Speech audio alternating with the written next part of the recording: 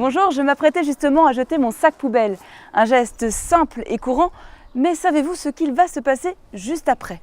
Que deviennent nos ordures ménagères une fois ce couvercle refermé?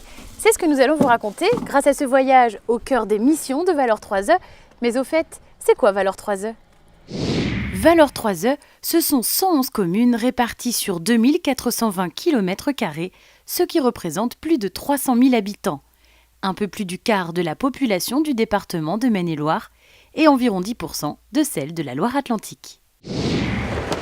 Depuis sa création en 2006, le syndicat mixte gère les ordures ménagères dites résiduelles de toute la population de son territoire, du Choletais au vignoble nantais, en passant par les Mauges.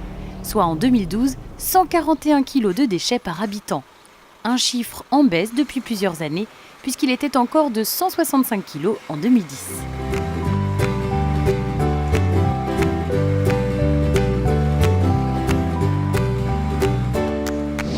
Ah vous voilà, je vous attendais justement. Nous sommes ici sur le centre de transfert de Saint-Germain-sur-Moine.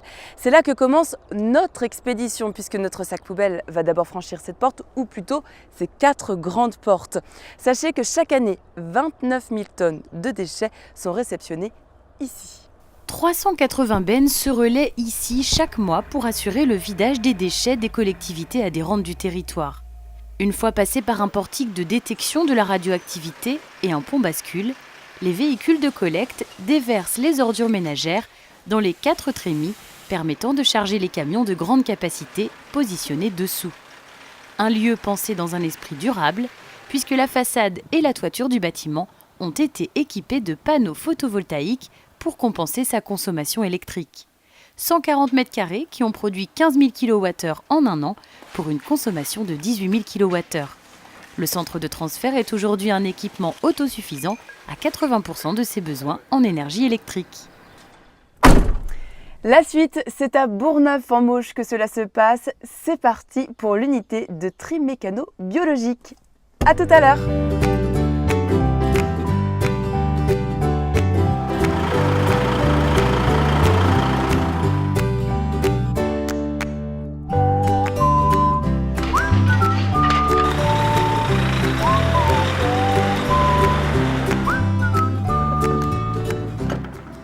Voilà la deuxième étape de notre périple, l'unité de tri mécano-biologique de Valeurs 3E. Après plusieurs années de réflexion et 1 an de travaux, elle a déjà réceptionné au cours de sa première année de mise en service plus de 18 000 tonnes de déchets ménagers résiduels, soit pas moins de 9 camions par jour venant de Saint-Germain-sur-Moine, mais aussi directement de la collecte du territoire des Mauges. Hop là, bonjour Jackie Bourget. Bonjour. Vous êtes le président de Valeurs 3E, le syndicat qui a décidé de financer cet équipement de nouvelle génération. Une question, quels sont les intérêts et les atouts de cet outil? Les intérêts, c'est de valoriser au mieux les ordures ménagères entrantes en produisant un compost normé qui est utilisé en agriculture comme amendement organique. Les atouts, c'est l'évolution possible de l'outil. En effet, actuellement, nous enfouissons 50% des déchets entrants. Et nous imaginons à l'avenir pouvoir valoriser du plastique tout en produisant un compost de qualité, en enfouissant beaucoup moins de déchets. Très bien, vous l'aurez compris, c'est ici que nous allons dire au revoir à notre poubelle, car une fois passée cette porte, nous ne parlerons plus de déchets, mais bien de la fabrication d'un nouveau produit. Alors, Jackie Bourget, si je comprends bien, votre usine, c'est une sorte de composteur géant, n'est-ce pas? Absolument. Mais au fait, qu'est-ce que le compostage? Vous le savez? On parle de compostage quand les déchets de repas, les papiers, les cartons et certains textiles sanitaires deviennent un amendement organique. Un peu d'eau, un peu d'air, les bactéries s'échauffent et hygiénisent le produit, fabriquant du compost que les agriculteurs utilisent pour amender les terres et faire pousser du blé ou du maïs. Ah, merci! Comme vous pouvez le voir, nous sommes au cœur de la salle de contrôle. C'est ici que se déroule la supervision de l'ensemble du process de l'usine. Vous avez des caméras là juste derrière et puis tout un système informatique très précis. Et puis derrière cette vitre, nous avons les poubelles qui arrivent.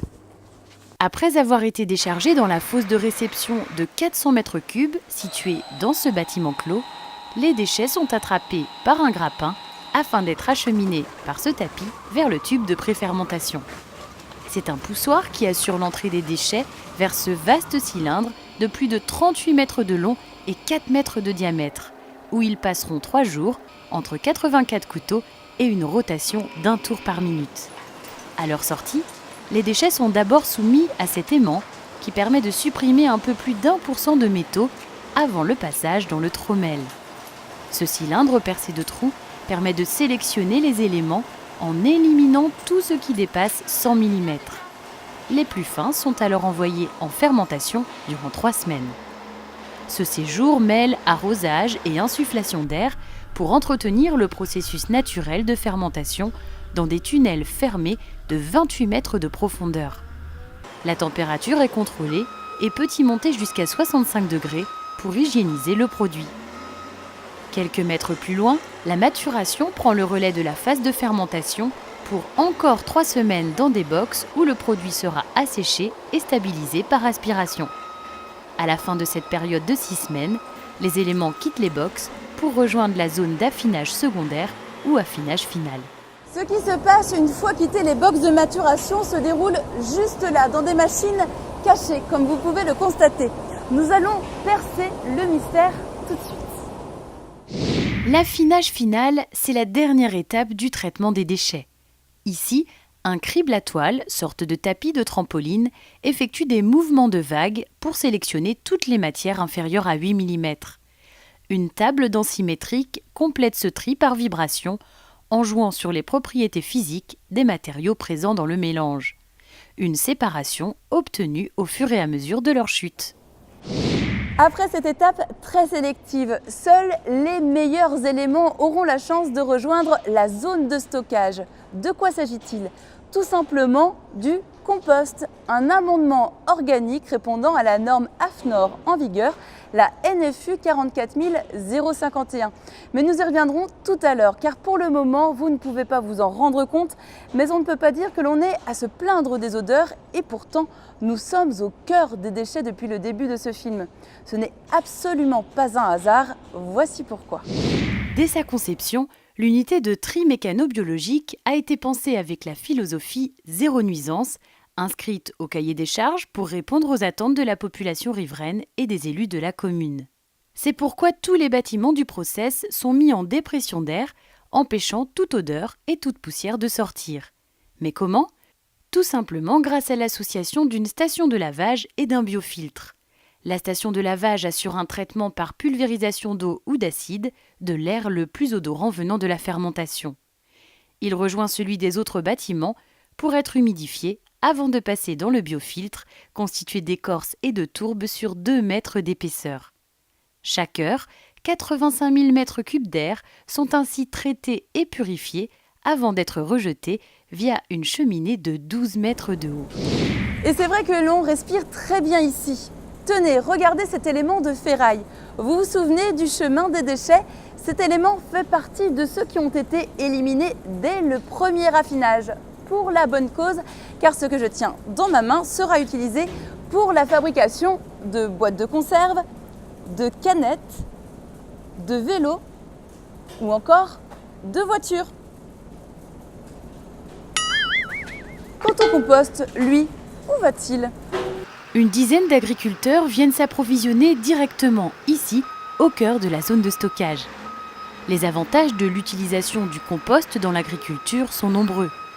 Composé de 50% de matière organique brute, il permet le développement des micro-organismes du sol et l'apport de nutriments. Le compost améliore la structure du sol, ce qui permet de lutter contre l'érosion et évite le compactage des terres.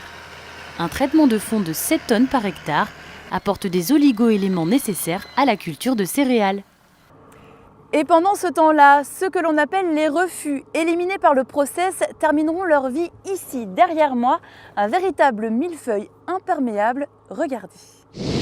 Dans cette installation de stockage des déchets non dangereux, également appelée centre d'enfouissement, tout a été pensé pour empêcher le contact entre les résidus de déchets et la nature. Grâce à une succession de barrières qui commence par une épaisseur de 5 mètres d'argile, puis une autre d'1 mètre mais plus compacte. Ainsi, une goutte d'eau met 30 ans à traverser chacune de ces couches. Des drains sont installés pour valider l'absence de fuite et ce n'est pas fini. Au-dessus, un géotextile, une géomembrane étanche avec double soudure, puis un deuxième géotextile, des drains pour collecter les jus et 50 cm de gravier. Rien que ça. Une fois les casiers remplis, 1 mètre de terre, une nouvelle géomembrane et 30 cm de terre végétale assurent la couverture supérieure avant de semer une prairie. Le jus récupéré dans les drains, que l'on appelle du lixivia, est envoyé dans cette station de traitement biologique, complétée par des étapes de nano- et ultrafiltration. Après des analyses très complètes en laboratoire, la partie purifiée retourne dans le milieu naturel. Et voilà le résultat, avant, après.